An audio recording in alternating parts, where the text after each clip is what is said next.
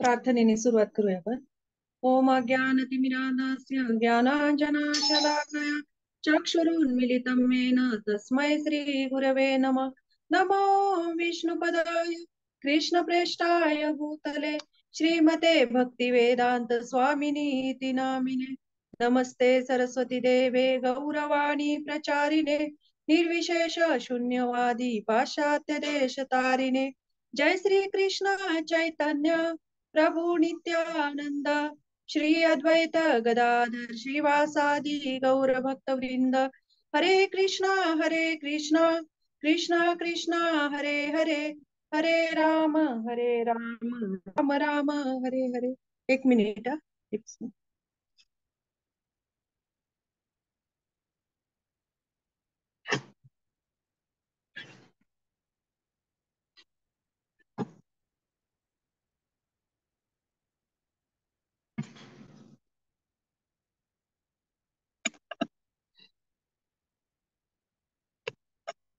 हरे कृष्णा.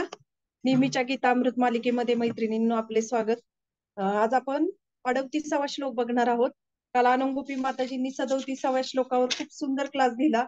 तर आता आज 38व्या श्लोकामध्ये आपण बघणार आहोत की अर्जुन काय म्हणत आहे. म्हणजे ऍक्च्युली ना याच्यामध्ये विश्वरूप दर्शन झाल्यानंतर तर या श्लोकामध्ये भगवान अर्जुनाच्या काय आहेत आपण पुढे बघणार आहोत की ह्या एकामागून एक प्रार्थना आहेत आणि अर्जुन काय करत आहे, भगवंतांचा गुणगौरव करत आहे त्यांच्या शक्तीचा. तर या श्लोकामध्ये पण अर्जुन भगवंतांचं काय करत आहे बघूया आपण. एक गुण म्हणजे भगवंतांच्या शक्तीचं मग अर्जुन काय करत आहे, ग्लोरिफिकेशन करत आहे. तर या श्लोकामध्ये आज अर्जुन काय म्हणत आहे ते आपण बघूया. त्वमादिदेवा पुरुषा पुराणा त्वमस्य विश्वस्य परं निधानम् वेत्तासि वेदं च परं च धाम त्वया ततं विश्वमनंतरूप. भाषांतर. तुम्ही आदि पुरुष भगवान पुरातन आणि या व्यक्त प्राकृतिक जगताचे एकमात्र आश्रयस्थान आहात. तुम्ही सर्वज्ञ आहात आणि जे जे ज्ञेय आहे ज्ञेय आहे ते सर्वच तुम्ही आहात. तुम्ही त्रिगुणातीत असे परम आश्रयस्थान आहात. हे अनंत रूपा, तुम्हीच ही संपूर्ण भौतिक सृष्टी व्यापली आहे. तात्पर्य छोटा आहे, आपण वाचूया प्रभुपाद काय म्हणत आहे त्याच्यामध्ये. तात्पर्य. सर्व काही भगवंतांवरच आश्रित आहे म्हणून ते परम आश्रय आहेत. निधानम म्हणजे निर्विशेष ब्रह्मज्योती सहित सर्व काही भगवान श्रीकृष्णांवरच आश्रित आहे. या जगतामध्ये घडत असणाऱ्या घटनांचे ते ज्ञाता आहेत आणि जर ज्ञानाला अंत असेल तर तेच सर्व ज्ञानाचा अंत आहेत. यास्तव तेच ज्ञेय आहेत आणि ज्ञाताही आहेत. ज्ञानाचे ध्येयही तेच आहेत कारण ते सर्वव्यापी आहेत. वैकुंठ जगताचेही कारण तेच असल्यामुळे ते दिव्य आहेत. दिव्य जगतातील परम पुरुषही तेच आहेत. बघितलं का ह्या श्लोकामध्ये, म्हणजे जे काही सगळं सार म्हणू शकतो आपण, सगळ्या ब्रह्मांडाचं सार दिलेलं आहे. आपण जे म्हणतो निराकार ब्रह्मज्योतीमध्ये विलीन होणं, तर त्याच्यामध्येही प्रभुपाद म्हणत आहे की ती पण भगवंतांवरच आश्रित आहे. म्हणजे या जगतामध्ये ज्या काही गोष्टींचा आपण म्हणजे एखादी व्यक्ती ज्ञान देती, एखादी व्यक्ती ते ज्ञान स्वीकारती, आणि म्हणजे ज्ञान देणारा ज्ञान घेणारा आणि ते जे ज्ञान आहे ते सर्व जे काही आहे ते कोण आहेत, भगवंत आहेत. आणि ते म्हणतात की हे ज्ञान देणारे पण भगवंतच आहेत, घेणारे पण भगवंत. म्हणजे जे काही सगळं काही सार जे आहे ते सगळं भगवंतांपासून येतं. म्हणून ज्ञानाचे ध्येयही तेच आहे. म्हणजे आपण कुठलंही ज्ञान प्राप्त जर करत असेल तर त्याचं ध्येय काय आहे, तेही भगवान श्रीकृष्णच आहेत. कारण ते सर्वव्यापी आहेत. पण प्रत्येक ठिकाणी ते काय केलेले आहेत, ते व्यापून गेलेले आहेत. जर एखादी गोष्ट पूर्ण व्यापून गेली असेल, जशी हवा आहे, तर हवा ही कशी आहे आपण बघू शकतो की सगळीकडे ती डोळ्यांना दिसते का, परंतु ती काय गेलेली आहे, सगळीकडे व्यापलेली आहे हवा. आणि ही हवा आपण काय करू शकतो, आपल्या डोळ्यांना दिसत नसेल परंतु ती आपण तिला काय करू शकतो, आपण तिला सेन्स करू शकतो, म्हणजे तिला जाणू शकतो आपण त्या हवेला. तसेच अगदी भगवंत सुद्धा त्या हवेसारखे सगळ्या ब्रह्मांडात व्यापून गेलेले आहेत. आणि त्यामुळे काय आहे की कुठलीच गोष्ट अशी नाही की जसं हवेपासून कुठलीच गोष्ट अभिन्न, म्हणजे कुठलीच गोष्ट आपण वेगळी करू शकत नाही. अगदी तसंच भगवंतांपासून कुठलीच गोष्ट ही अभिन्न आहे. आणि म्हणून ते काय आहेत, ते सर्वव्यापी आहेत आणि सगळ्या गोष्टींचं ध्येय तेच आहे. वैकुंठ जगतचेही कारण तेच आहेत. आता वैकुंठ जगत तेथे पण भगवंत आहेत. आणि ते पण वैकुंठ जगत पण कुठून आलेलं आहे, ते पण भगवंतांपासूनच आलेलं आहे. म्हणून वैकुंठ जगताचं कारणही तेच असल्यामुळे ते काय आहेत, दिव्य जगत आहे, दिव्य आहे. आणि दिव्य जगतातील परपुरुषही तेच आहेत. तर आता इथे काही आदिपुरुष. आदिपुरुष म्हणजे काय, की आदिदेव आदिपुरुष हे कोणाला म्हटलं जातं, की ज्याचं पूजन या ब्रह्मांडातील प्रथम जीवाने केलेलं आहे, त्याला म्हणतात आदिदेव आदिपुरुष. तर आता हे आदिदेव किंवा हे आदिपुरुष कोण आहेत, इथे वर्णन केलेलं आहे भगवंत. मग यांचं प्रथम जीवाने ज्यांनी पूजन केलेलं आहे, प्रथम जीव या ब्रह्मांडातला कोण आहे, सगळ्यांना माहित आहे की ब्रह्मा आहेत. ब्रह्मांनी सर्वात प्रथम अगोदर भगवंतांचं पूजन केलं, म्हणून त्यांना आदिपुरुष असे म्हटलं जातं किंवा आदिदेव असे म्हटले जाते. मग आता जे ब्रह्मा जेव्हा भगवंतांच्या नाभीतून त्या कमळ देठातून त्या कमळातून ब्रह्मदेवांचा जन्म होतो, तर त्या ब्रह्मदेवांना सुद्धा समजत नाही की कसं काय करायचं. आणि 1000 वर्ष ते तपश्चर्या करतात. 1000 म्हणजे कुणाचे, देवतांचं कालगणना. तर त्या कालगणनेनुसार ते 1000 वर्ष तपश्चर्या करतात. आणि 1000 वर्ष तपश्चर्येनंतर त्यांना मग नंतर समजते, ह्या सगळ्या गोष्टींचं ज्ञान भगवंत देतात. म्हणून भगवंत हे कोण आहेत, आदिपुरुष आहेत, की सर्वात प्रथम जीवाने या ब्रह्मांडातील प्रथम जे जीव आहे, जे ब्रह्मा, त्यांनी त्यांचं पूजन केलेलं आहे. आणि त्यांच्या तपश्चर्येने मग ब्रह्मदेवांना या सगळ्या ब्रह्मांडाच्या ज्ञानाची प्राप्ती झालेली आहे. आता पुराण आणि प्राचीन पुरातन आहेत. आता आपण कसं म्हणतो ना, एखादी गोष्ट ऐतिहासिक असेल तर आपल्याला कसं वाटतं ना, पौराणिक ऐतिहासिक म्हणजे एकदम अशी जुन्या काळातली, एकदम अशी नष्ट होण्याच्या मार्गावर आलेली असेल, एखादी वास्तू असेल. ऐतिहासिक गोष्टी असतात ना बरेच, आपण त्याला म्हणतो ना पुरातन. पुरातन म्हणजे एकदम जुन्या काळातील. आता इथे भगवंतांना पुरातन म्हटलेलं आहे. पुरातन म्हणजे काय, प्राचीन. तर हा शब्द कशासाठी आहे, भगवंत पुरातन प्राचीन आहेत, परंतु भगवंतांची जी देह कांती आहे ती पुरातन वाटते का हो आपल्याला. हजारो वर्षांपासूनच भगवंत सर्वात प्रथम म्हणजे भगवंतांनी हे सगळं निर्माण केलेलं आहे. आणि भगवंतांचा इथे उल्लेख केलाय पुरातन.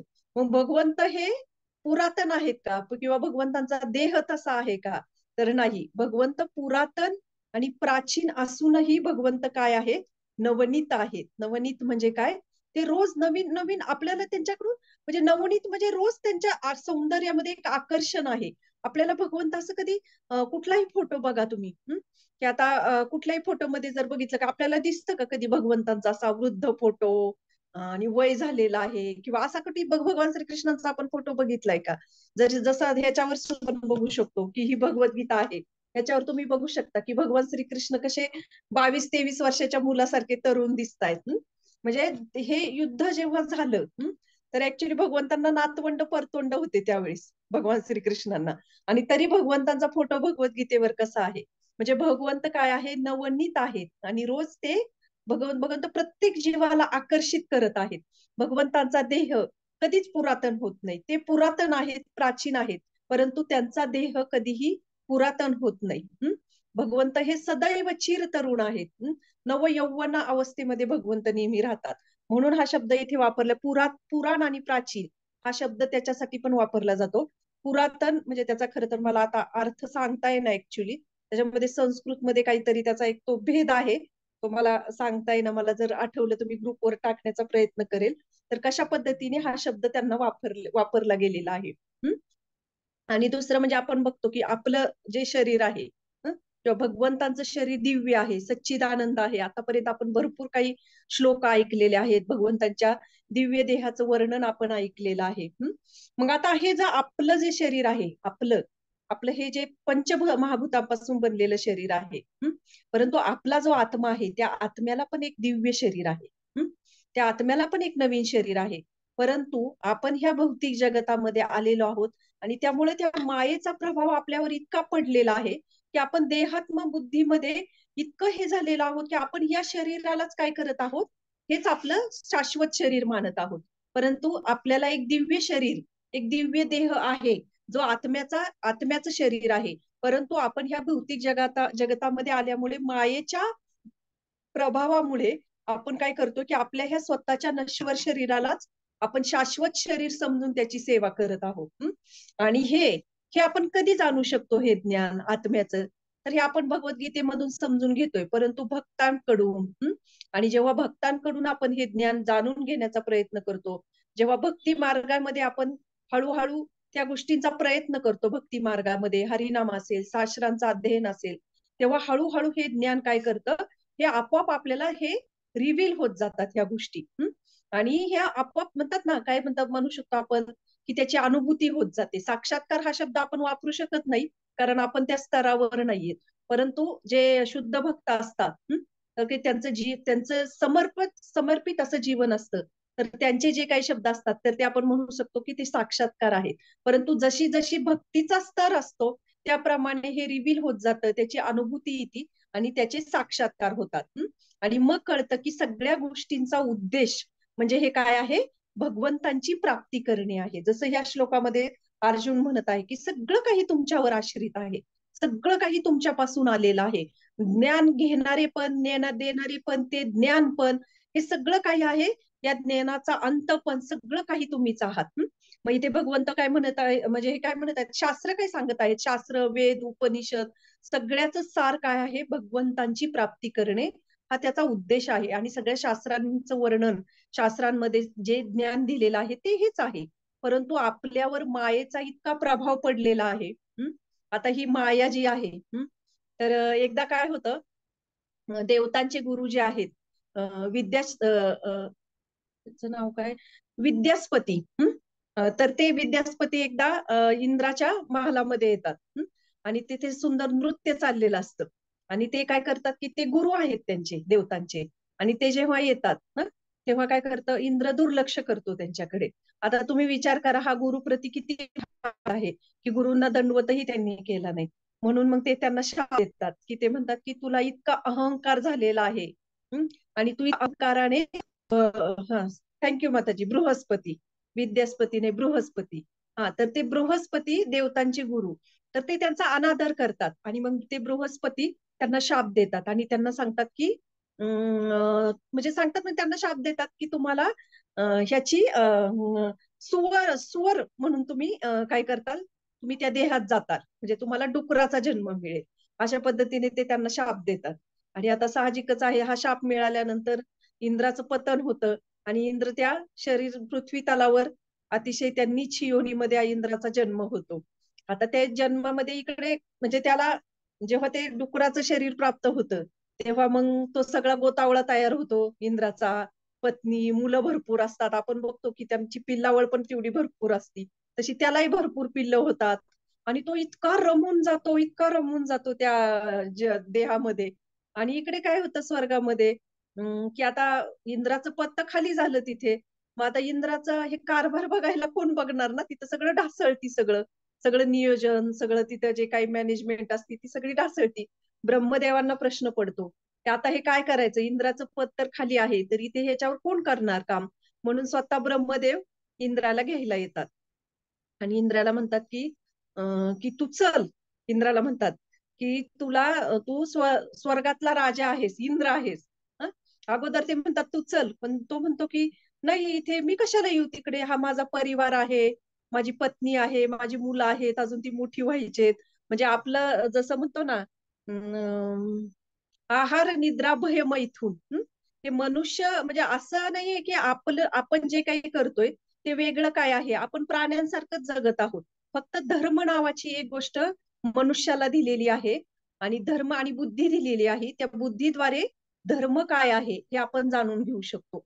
जर आपण त्याचा वापर, आपल्या त्या बुद्धीचा वापर जर आपण केला नाही, तर हे ज्या काही चार गोष्टी आहेत, आहार निद्रा भय मैथून, हे प्राणी सुद्धा करतायत. त्यामुळे प्राण्यांमध्ये आणि आपल्यामध्ये काहीही भेद नाहीये. ते चार पायाचे पशु आहेत आणि आपण दोन पायाचे पशु आहोत. पण आपण कोण आहोत, पशुच आहोत. मग इथे सुद्धा आपण बघतोय की ज्या गोष्टी मनुष्य करतोय त्या गोष्टी प्राणी पण करतायत. आणि इथे इंद्राला पण किती आसक्ती आहे त्या देहामध्ये, की तो म्हणतो की माझी मुलं लहान आहेत अजून, मला किती मुलं आहेत, मला यांचं सगळं सांभाळायचं आहे. मग ब्रह्मदेव त्यांना जाणीव करून देतात की तुम्ही इंद्र आहात, की स्वर्गाचा राजा आहेस तू. आणि मग त्यांना इतका आनंद होतो, सगळ्यांना सांगतात त्यांच्या समाजाला, सगळ्यांना, मी राजा आहे, मी इंद्र आहे, मी इंद्र आहे. मग ते म्हणतात तुला यायचंय? मग तो म्हणतो होय का, मला यायचंय. आणि सगळ्यांना म्हणतो चला चला आपल्याला जायचंय, बायकोला पण म्हणतो, मुलांना पण म्हणतो की स्वर्गात जायचंय. मग ब्रह्मदेव म्हणतात की तू राजा आहेस, ते नाही, त्यामुळे तुला यायचंय, हे बाकीचे येऊ शकत नाही. मग त्याला फार हे होतं की तो म्हणतो की नाही, ही माझी पत्नी, ही मुलं, यांना मी सोडून कसं येणार, माझं प्रेम आहे त्यांच्यावर आणि ते माझ्याशिवाय कसे काय राहू शकतात. म्हणजे त्या इंद्राला इतकी त्याची आसक्ती झालेली असती की स्वतःच पद काय आहे आणि स्वर्गाचा राजा तू इंद्र आहेस याची जाणीव करूनही इंद्राची इच्छा नसते यायची स्वर्गामध्ये. आणि मग ब्रह्मदेव काय करतात की ते पाणी शिंपडतात, जल शिंपडतात, ते दिव्य. आणि ती त्याची पत्नी जी असती, ती मुलं असतात, सगळे काय करतात, मृत होतात. आणि मग मृत झाल्यानंतर त्याच्यावर पण ते दिव्य जल शिंपडतात. आणि मग त्या त्या देहामध्ये इंद्राला जाणीव होते की अरे आपण स्वर्गातले राजा इंद्र, आपण इथे कुठं पतित झालेलो आहोत. आणि मग तेव्हा कुठं ब्रह्मदेव इंद्राला घेऊन जातात. म्हणजे तुम्ही इमॅजिन करा की ही माया जी आहे ही किती स्ट्रॉंग असेल. आपल्याला कळत पण नसेल की ही माया आपल्यावर कशा पद्धतीने कार्य करते, कशा पद्धतीने आपल्याला माहित. जर स्वर्गाचा राजा इंद्र याची जर ही अवस्था आहे, तर आपण नक्कीच त्या पशुयोनीपासून आपण नक्कीच चांगल्या सुस्थितीत मनुष्य समाजामध्ये आपल्याला जन्म मिळालेला आहे.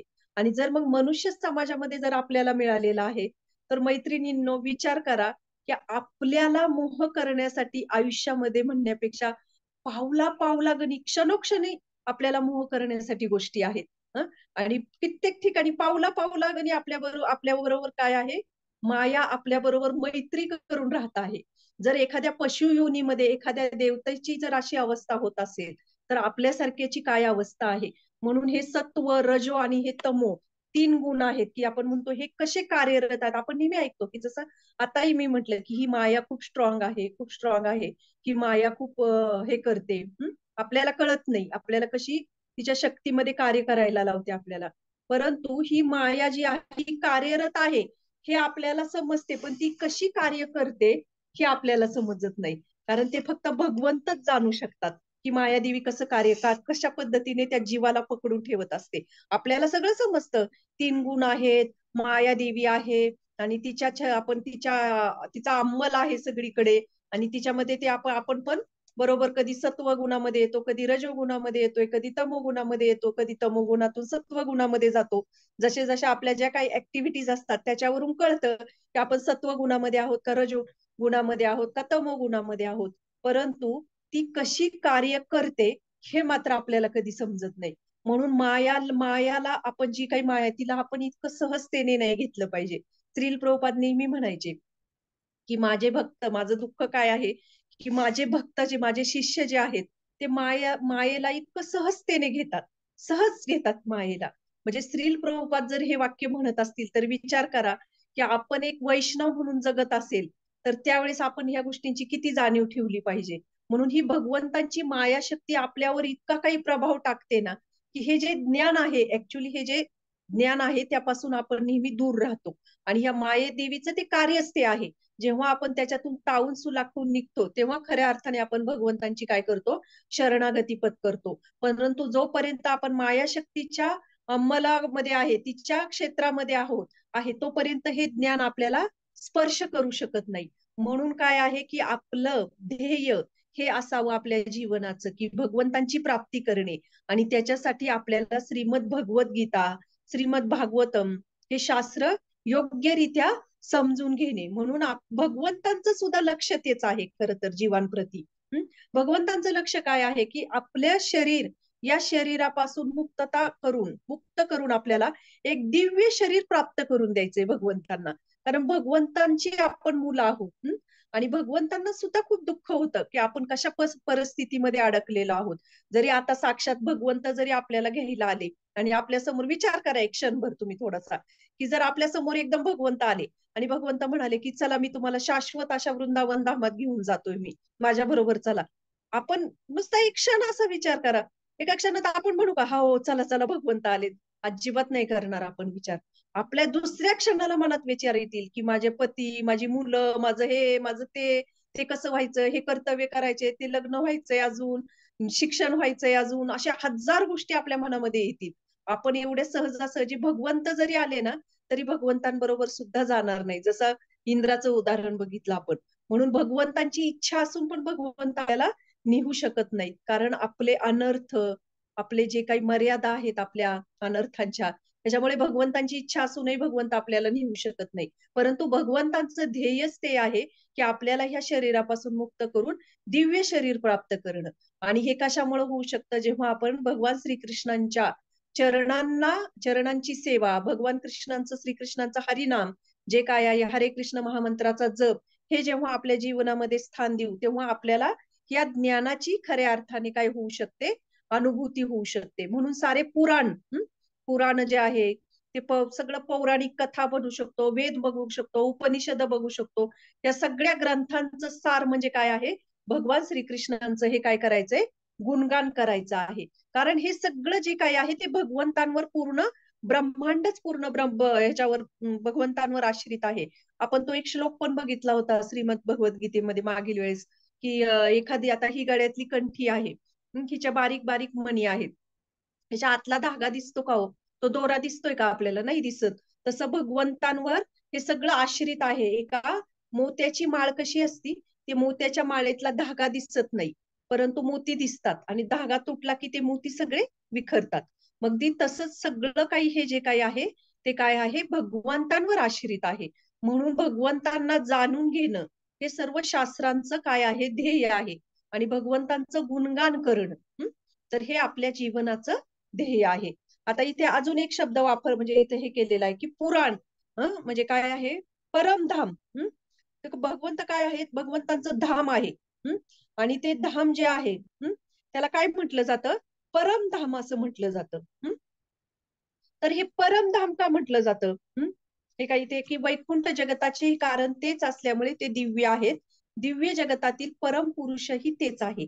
दिव्य जगत म्हणजे काय, की परमधाम. परमधाम आपण म्हणतो, परमधाम हा शब्द आपण सहज, परमधाम म्हणजे की जिथून आपण परत माघारी येत नाही, त्याला परमधाम. आणि ते धामही भगवंतांपासून आलेलं आहे, आणि म्हणून काय आहे, ते दिव्य आहे, भगवंतांपासून आलेलं आहे. आणि त्यामुळे त्या दिव्य जगताचे स्वामी पण भगवंत आहेत. म्हणजे सगळीकडे आपण बघितलं की सगळीकडे भगवंत काय केलेले आहेत आणि व्यापून आहेत. आणि भगवंतांचं रूप काय आहे, अनंत असं रूप आहे. अनंत म्हणजे काय, की जे अनंत रूप का म्हटलं जातं, की तर भगवंत आपण बघतो की जीवात्म्याच्या, प्रत्येक जीवात्मा आहे त्याच्या हृदयामध्ये भगवंत काय आहेत, व्यापून गेलेले आहेत. परमात्मा रूप प्रत्येकाच्या हृदयामध्ये आहे. एखाद्या व्यक्तीच्या हृदयामध्ये आहे, एखाद्या मुंगीच्या हृदयामध्ये आहे, एका माशाच्या हृदयामध्ये आहेत. म्हणजे प्रत्येकामध्ये, प्रत्येक जीवामध्ये भगवंत काय केलेले आहेत, परमात्मा रूपाने हे त्यांनी सगळ्यांना व्यापून टाकलेलं आहे. म्हणून अशा भगवंतांचा आश्रय घेणं, म्हणजे असा भगवंतांचा आश्रय घेणे. आणि खरे तर ह्या ब्रह्मांडाची निर्मिती, पालन, संहार जे काही करतात ते पण भगवंतच करतात. म्हणजे निर्मिती तर भगवंत करतायत, सगळं काही भगवंतांवर आश्रित पण आहे. आणि हे सगळं जे काही घडतं ते सगळं भगवंतांच्या शक्तीने घडतं. म्हणजे ह्या सगळ्या गोष्टींना कोणाचा आधार आहे, भगवंतांचा आधार आहे. आणि म्हणून आपण हे काय करू शकतो, की आपण भगवंतांचा जेव्हा आश्रय घेतो, हे सर्व काही भगवंतांवर आश्रित आहे, परंतु आपल्या जीवनाचा ध्येय हे असावं की आपण भगवंतांवर आश्रित असावं. आणि म्हणून भगवंत हे काय आहेत, सगळ्या अनंतामध्ये, सगळ्या ब्रह्मांडामध्ये हे व्यापून आहेत. त्यांचं परमधाम असेल, त्यांचं हे ब्रह्मांड असेल, त्यांची शक्ती असेल, हे सगळं काय आहे, त्यांच्यापासून अभिन्न आहे. म्हणजे अर्जुनाचं आपण उदाहरण बघितलं की कशा पद्धतीने अर्जुनाला जेव्हा या शक्तीची जाणीव झाली, विश्वरूप दाखवलं भगवंतांनी, आणि जेव्हा अर्जुनाने ते विश्वरूप बघितलं, तेव्हा अर्जुन हे भगवंतांचा गुणगौरव करत आहे या श्लोकामध्ये, की मी आता बघतोय की सगळं काही तुमच्यापासून आलेलं आहे आणि तुम्ही आदी पुरुष आहात. तर विचार करा की ही भगवंतांची शक्ती काय असू शकते. आणि ही भगवंतांची शक्ती भगवंतांना जाणून घेण्यासाठी ते कोणामध्ये ती हे करतात, ट्रान्सफर करतात, ते त्यांच्या भक्तांमध्ये करतात. म्हणून भक्तांपासून आपल्याला हे सगळं प्राप्त होऊ शकतं. म्हणजे हे ज्ञान आपल्याला प्राप्त होऊ शकतं, कारण भक्त हे माध्यम आहेत. तर एकदा श्रील प्रभुपाद म्हणजे भक्तांना ह्या गोष्टींचं ज्ञान असतं, आणि म्हणून भक्त ते दुसऱ्यांना, इतरांना ते ज्ञान देऊ शकतात. एकदा श्रील प्रभुपाद त्यांना त्यांच्या शिष्यांनी एका प्रश्न विचारला, की जसे भगवंत सगळं काही जाणतात, तसे एक आध्यात्मिक गुरु पण सगळं काही जाणतात का? तर प्रभुपाद म्हणाले, हो नक्कीच, ते सगळं जाणतात. तर ते त्यांना प्रश्न विचारतात, की तिथं ते अमेरिकन होते, आणि तिथे एक एम्पॉयर नावाची एक बिल्डिंग होती, खूप मोठी बिल्डिंग होती. तर ते त्यांना म्हणतात की त्या एम्पॉयर बिल्डिंग मध्ये मग सांगा तुम्ही की किती खिडक्या असतील आणि तिथे किती ब्रह्मचारी राहत असतील आणि किती संख्या असेल त्यांची, असा ते प्रश्न विचारतात. त्यावेळेस प्रभुपाद म्हणतात की मृत तृष्णा में कितना पाणी है. म्हणजे असं म्हणतात की ते हिंदी मधून म्हणतात की त्याचा उपयोग काय त्या प्रश्नाचा. जर म्हणजे प्रभुपाद काय म्हणतात ते समजून घ्या. मृत तृष्णा में कितना पाणी है, म्हणजे एखादा मृतदेह जर असेल तर त्या मृतदेहामध्ये किती पाणी आहे, किती जल आहे त्या शरीरामध्ये, हा प्रश्नाचं उत्तर जाणून उपयोग काय. मग तेव्हा प्रभुपाद सांगतात की जेव्हा या जगतामध्ये प्रत्येक गोष्ट भक्तिमय आणि कृष्ण भावनेमध्ये जी गोष्ट आपण लावतो त्या गोष्टीमधलं ज्ञान ग्रहण करणं, याला म्हणतात खरं ज्ञान. असं नाही की भगवंतांचे भक्त आध्यात्मिक गुरु काही जाणू शकत नाहीत किंवा त्यांना सगळ्या गोष्टींचं ज्ञान असतं, परंतु जी गोष्ट भगवंतांशी कनेक्टेड होते, जे भक्तिमय जीवनाशी कनेक्टेड होते, अशाच गोष्टींकडे आध्यात्मिक गुरु असतात, जे वैष्णव असतात ते त्याच्याकडे त्या गोष्टींकडे त्या ज्ञान प्राप्त करण्यासाठी ते प्रयत्न करतात आणि इतरांनाही देण्याचा प्रयत्न करतात. म्हणून त्यांना हे माहित असतं की भक्ती कशी करावी आणि ह्या भौतिक जगतातून आपण कायमस्वरूपी कशा पद्धतीने बाहेर पडू शकतो. तर हे ज्ञान आध्यात्मिक गुरूंकडे असतं ना, की अरे इथे किती खिडक्या आहेत आणि याच्या आयुष्यामध्ये हे काय चाललंय ते काय, याच्यामध्ये त्यांना काही इंटरेस्ट नसतो. याचा अर्थ असा नाही की त्यांना ते ज्ञान नसतं, ज्ञान असतं, परंतु भगवंतांशी कनेक्टेड जिथे ज्या गोष्टी आहेत ज्याच्यातून आपण भगवंतांच्या जवळ जाऊ ते ज्ञान ते आपल्याला देतात. म्हणून आपण काय करतो, पण आपल्या जीवनामध्ये कसं आहे की आपल्याला प्रत्येक गोष्ट जेव्हा आपण करतो तर आपली एक काय आहे, भोग बुद्धी आहे. आपल्याला प्रत्येक गोष्टीचा भोग घ्यायची एक हे आहे. एकदा एखाद्या आध्यात्मिक गुरु आहेत आणि त्यांचे जर चप्पल हरवली, आणि चप्पल सापडत नाही एखाद्या शिष्याला सापडली आणि त्यांनी जर ती आध्यात्मिक गुरूंची चप्पल जर घातली तर काय होईल. शेवटी आध्यात्मिक गुरु जे आपले गुरु असतात त्यांची प्रत्येक गोष्ट दिव्य असती, पूजनीय असते आपल्यासाठी. त्यांचे वस्त्र असतील, त्यांची चप्पल असेल, जे काही असेल ते सगळ्या गोष्टी काय असतात, पूजनीय असतात आपल्या जीवनामध्ये. आणि मग ती जर चप्पल घातली तर याच्यामध्ये काय आहे की जेव्हा आपण भगवंतांसाठी जे काही करायचंय ते आपण स्वतःसाठी वापरतो, तर ती त्याच्यामध्ये आपली भोगबुद्धी दिसून येते. एकदा काय झालं की श्री प्रभुपादांचे धोती आणि कुर्ता, ब्रह्मचारी होते त्यांचे जे शिष्य, त्यांनी रात्रीचे धुवून वाळायला टाकले होते आणि सकाळच्या वेळेस मंगल आरतीला जायचं होतं, गडबडीत त्यांना कुठले सापडेनात म्हणून ते प्रभुपादांचेच घालून गेले.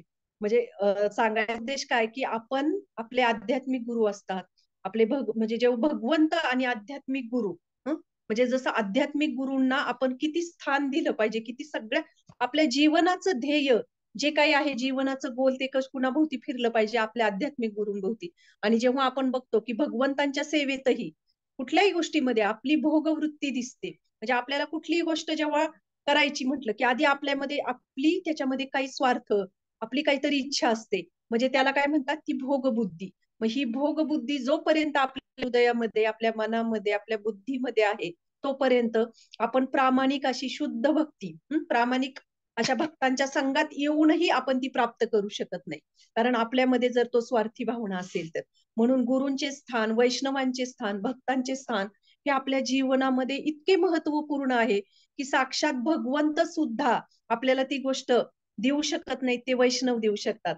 एकदा भक्ती रसामृत महाराजांचा एक क्लास होता, क्लासमध्ये भक्ती रसामृत महाराज सांगत होते, म्हणजे त्यांनी विचारलं, प्रश्न विचारला की आपल्या जीवनात ध्येय काय आहे, भक्तांचा संघ की कृष्ण प्रेम. तर साहजिकच सगळे म्हणले कृष्ण प्रेम. तर भक्ती रसामृत महाराज म्हणाले की नाही, कृष्ण प्रेम हे आपल्या जीवनाचं ध्येय नाहीये.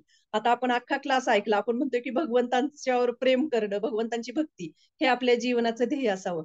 पण भक्ती रसामृत महाराज म्हणतात की नाही, कृष्ण प्रेम हे आपल्या जीवनाचं ध्येय नसावं, तर आपल्या जीवनाचं ध्येय वैष्णवांचा संघ असावा. कारण वैष्णवांच्या संघातूनच आपल्याला कृष्ण प्रेम प्राप्त होऊ शकतं. तर विचार करा याच्यावरून की हा वैष्णवांचा संघ हा किती महत्वपूर्ण आहे. कारण जे भगवंत देऊ शकत नाही ते भगवंताचे भक्त आपल्याला देऊ शकतात. त्यामुळे कृष्ण प्रेम आपल्या जीवनाचं ध्येय आहे, परंतु त्याच्या आधी आपल्याला वैष्णवांचा संघ मिळावा ही प्रार्थना आपण भगवंतांना करू शकतो. कारण वैष्णवांच्या संघातूनच आपल्याला कृष्ण प्रेम प्राप्त होऊ शकतं. आपण डायरेक्टली भगवंतांपाशी गेलो तरी ते प्रेम आपल्याला कधी प्राप्त होणार नाही. कारण भगवंतांवर प्रेम कसं करायचं ते वैष्णव आपल्याला शिकवतात. तर मैत्रिणींनो, नुकतेच परमपूज्य गोपालकृष्ण महाराज या जगतातून निघून गेलेले आहेत आणि सगळेजण ग्रुपवर वेगवेगळे त्यांचे व्हिडिओज जे काही येत आहेत. आणि आता नुकताच एक व्हिडिओ, शॉर्ट व्हिडिओ आलेला आहे तो ह्याचा. तर त्याच्यामध्ये ते कशा पद्धतीने त्या अनकॉन्शियसनेस अवस्थेमध्ये आहेत आणि तरी ते विग्रहांची ते सेवा करत आहेत, की कशा पद्धतीने ते चामर हे करत आहेत, असं हाताने काही फुलं ऑफर करत आहेत. म्हणजे जे जीवन ते जगले, तन मन धन सगळ्यामध्ये ती भक्ती आहे. तर हा व्हिडिओ खरंच इतका रेअर वाटला आणि खूप असा इन्स्पायरिंग वाटत, की जे आपण आयुष्यभर गोष्टी करतो त्याच आपल्या आचरणातून दिसून येतात. म्हणजे आपलं शरीर जोपर्यंत चांगलं असतं, जेव्हा आपण त्या ऍक्टिव्हिटीज करतो तेव्हा त्याच गोष्टी आपल्याला उतारवयामध्ये दिसणार आहेत. मी विचार करत होते तो व्हिडिओ बघून, की शेवटच्या काही क्षणाला जे भक्त नसतात, अभक्त लोक असतात किंवा साधे सर्वसाधारण लोक असतात, त्यांना मृत्यूच्या वेळेस काय काय दिसतं आणि कशा कशा पद्धतीने त्यांची भ्रमित अवस्था झालेली असते. आणि हे जे प्रामाणिक वैष्णव आहेत, जे शुद्ध भक्त आहेत भगवंतांचे, श्रील प्रभुपादांचे शिष्य, की आपण बघतोय की शेवटच्या अवस्थेमध्ये ते कुठल्या, असं असं वाटत होतं की साक्षात भगवंत त्यांच्या पुढे. तो व्हिडिओ जर आपण वारंवार बघितला तर मला असं स्वतःला असं वाटत होतं की साक्षात भगवंत त्यांच्या पुढे आहेत आणि ती सेवा स्वीकारतायत त्यांची. तर जसं आपण जीवन, आपल्या जीवनाला वळण देतो, जसं आपल्या जीवनाचं आपण ध्येय ठेवतो, तसं आपण आपल्या जीवनाला एक दिशा देतो. आणि त्याच्यासाठी आपलं शरीर चांगलं असताना आपण या गोष्टींना नक्कीच महत्व दिलं पाहिजे. तेव्हा कुठे खऱ्या अर्थाने भगवंतांचं काय दिव्य स्थान, म्हणजे भगवंत किती दिव्य आहेत आणि भगवंत किती दयाळू आहेत याची आपल्याला जाणीव होऊ शकते. आणि गोपालकृष्ण महाराजांचं बघितलं तर की त्यांचे जे गुरुबंधू श्री प्रभुपादांचे हे जे शिष्य आहेत, ते खरे तर किती महान वैष्णव आहेत. तर त्यांचं जे एकमेकांप्रतीचं आदान प्रदान, एकमेकांप्रतीचे संबंध, आणि ह्या गोष्टी म्हणजे किती रेअर आहेत. की आपण बघितलं लोकनाथ महाराजांचा पण एक व्हिडिओ आलेला, परमपूज्य लोकनाथ महाराजांचा, तेही कशा पद्धतीने सांगत होते. तर हे मी बघून विचार करत होते की हे गुरुबंधू आहेत एकमेकांचे. आणि ह्याच्यामध्ये पण की किती त्यांचं एकमेकांप्रती आदर प्रेम, आणि किती गोष्टी ते आपल्याला त्यांच्या जीवनामधून आपल्याला काय करत आहेत, शिकवत आहेत. म्हणजे आपण म्हणत असतो की महान वैष्णव आपल्या बरोबर त्यांच्या आज्ञेने, त्यांच्या वाणीने आपल्या बरोबर असतात आणि तितकं जितकं आपण एकनिष्ठ राहू तितकं आपल्याला त्यांचा विरह कमी जाणवतो. ते एक इंटरनल कॉन्शियसनेस आहे. परंतु शेवटी हे आहेच की असे वैष्णव आज आपल्याला ह्या भौतिक जगतामध्ये त्यांचं दर्शन होऊ शकत नाही.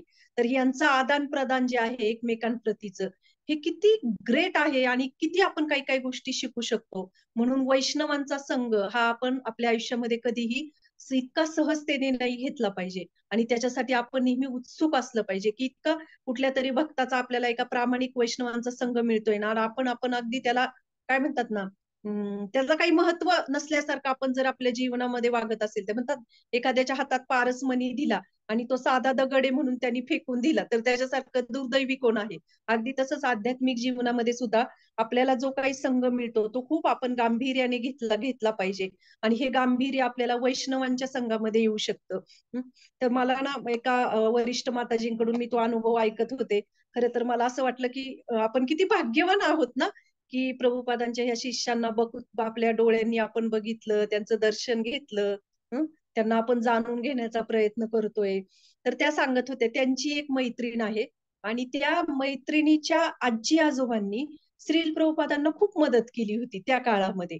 आणि नंतरच्या काळामध्ये त्यांच्या आई वडिलांनी परमपूज्य राधानाथ महाराजांना मदत केलेली आहे प्रिचिंग मध्ये. आणि परमपूज्य राधानाथ महाराज त्यांच्या घरी राहायचे. म्हणजे असं म्हणू शकतो की त्यांच्या अंगा खांद्यावर त्या मोठ्या झालेल्या आहेत महाराजांच्या. तर असं ते त्यांचा अनुभव सांगत होत्या. आणि त्या जीबीसी मध्ये म्हणजे सेवा पण करायच्या ह्या सगळ्या सॉरी संन्याशांची. म्हणजे भक्ती चारू महाराजांच्या पण त्या पर्सनल सेक्रेटरी राहिलेल्या आहेत. म्हणजे इमॅजिन करा तुम्ही की त्यांचं असं नव्हतं की त्या म्हणजे भक्तांबरोबर सिनियर तर आहेच, पण हे जे प्रभुपादांचे शिष्य आहेत त्यांच्या बरोबर त्या इतक्या क्लोज आहेत. आणि त्यांच्या बरोबर त्यांच्या त्या जीबीसी मध्ये त्या सेवा करायच्या, सर्विंगची सेवा असेल काय असेल ती त्यांची. आणि त्यांचा अनुभव सांगत होत्या की त्या म्हणत होत्या की एक काळ म्हणजे जेव्हा भक्ती चारू महाराज गेले या जगातून, तेव्हा लॉकडाऊन होतं, त्यांना खूप दुःख, म्हणजे ते जाऊ पण शकले नाहीत. त्यावेळेस त्यांच्या अनुभव मला ह्या माताजी सांगत होत्या, त्या त्यांची मैत्रीण आहेत.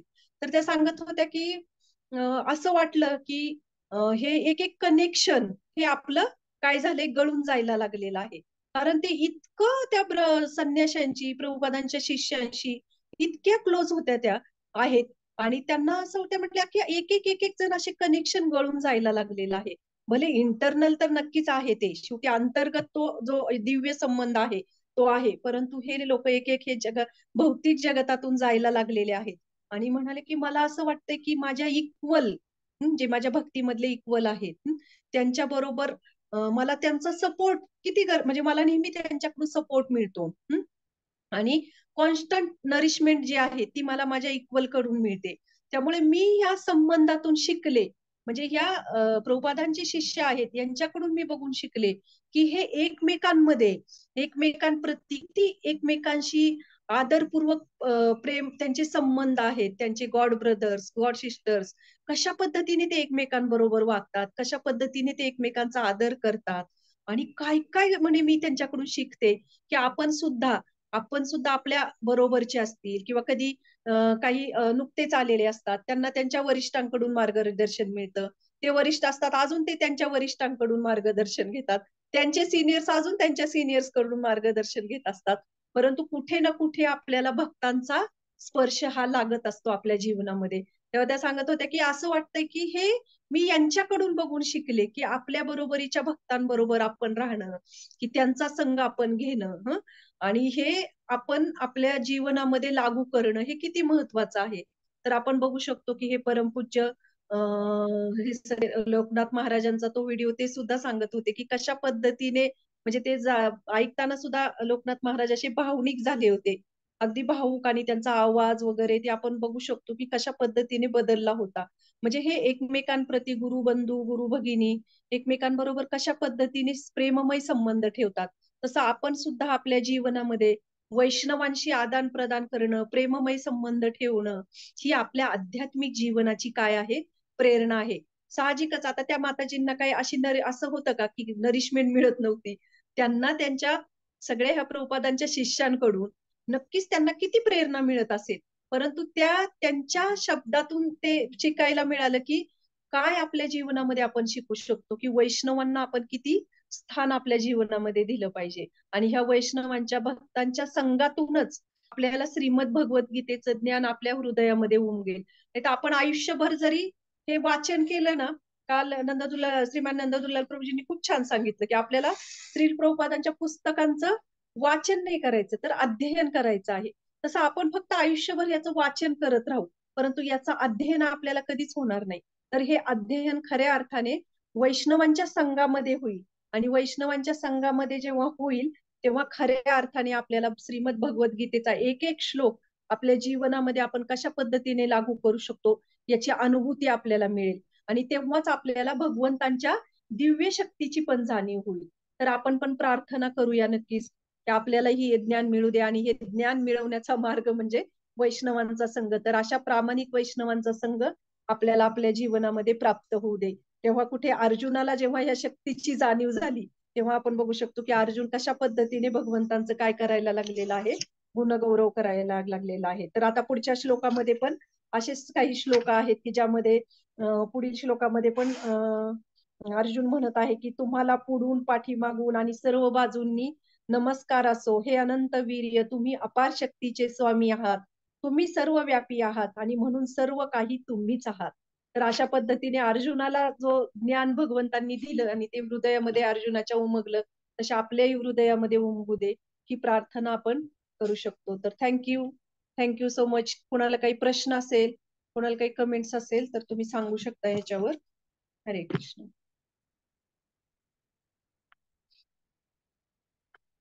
हरी बोल माताजी. येस येस येस, थँक्यू संदिनी शक्ती माताजी तुमच्या ओघवत्या क्लास बद्दल. Thank you so much.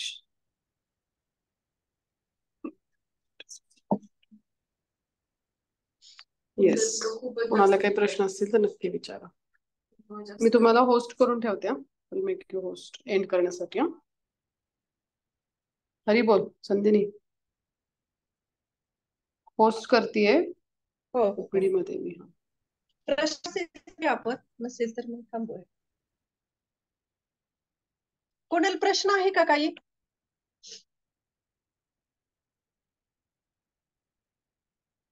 नसेल तर मग थांबूया. उद्याचा पण छान श्लोक आहे, उद्या पण सगळ्या जणी नक्की जॉईन करा. चालेल, थांबूया मग, कोणाला काही प्रश्न नाहीये.